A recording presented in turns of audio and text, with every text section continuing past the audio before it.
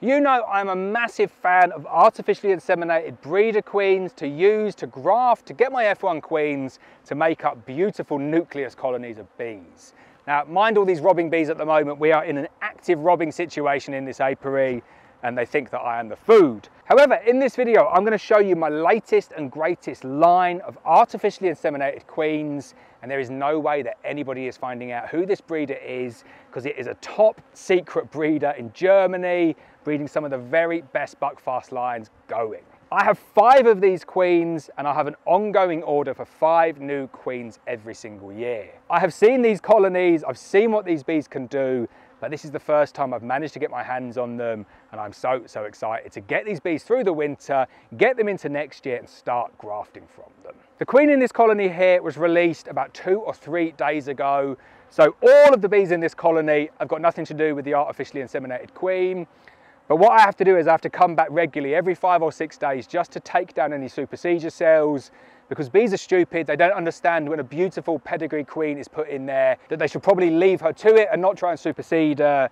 They sense that something's wrong with her because of the way that she's been mated, and they try to supersede her for weeks on end. We do not want this queen to be superseded, so I go in constantly doing these inspections, taking down any cells. If I find any cells in there today, I will show you the cells, but all I'm going to do in this video is just show you the queen and show you how incredibly beautiful she is. So you can see she's in a very strong colony.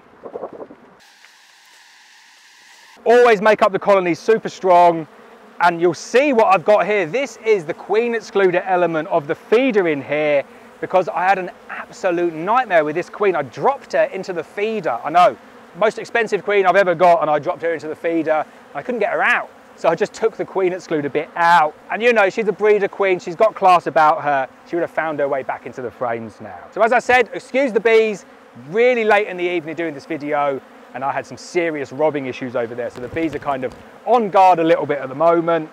I've also not got my smoker with me. So this is the cage that she came in. It's a JZBZ cage, which if you didn't know is actually impregnated with a pheromone, which is supposed to improve introduction.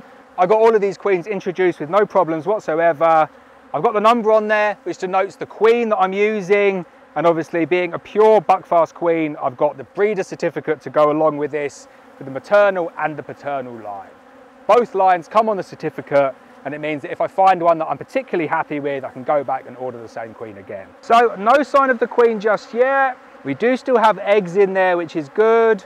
I really don't want to have to take this nuke apart and try and kind of break open that feeder. Absolutely gutted that I dropped her in there. I couldn't believe it when I did it. I was filming her for a lovely little short video, and obviously she went. But no problem whatsoever, because I've just found her on this frame here. So here she is, beautiful queen, number 19 this one, lovely dark tip, and she has been laying up that frame like it's going out of fashion. Like, I honestly can't remember the last time that I put a queen in and they've laid up like 3 or 4 brood frames this big within a couple of days. Top quality bees.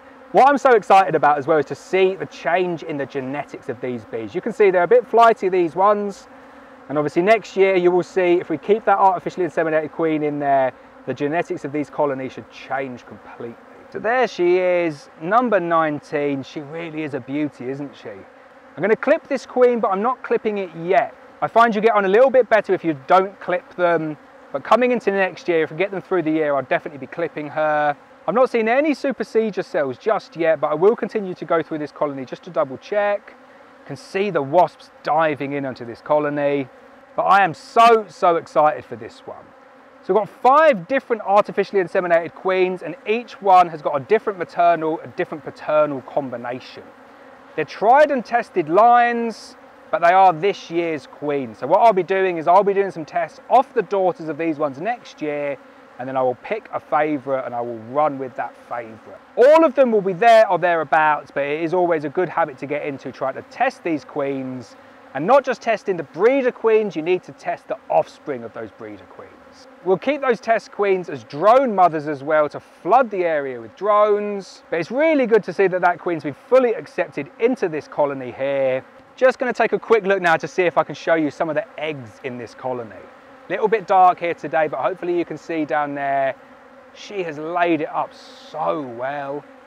Like just all the way down to where my GoPro is there.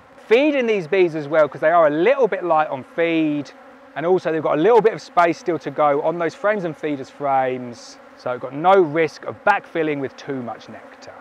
So there you go, that's the first look at my brand new line of German artificially inseminated queens. You're going to see loads and loads, not only from these queens, but also from their daughters.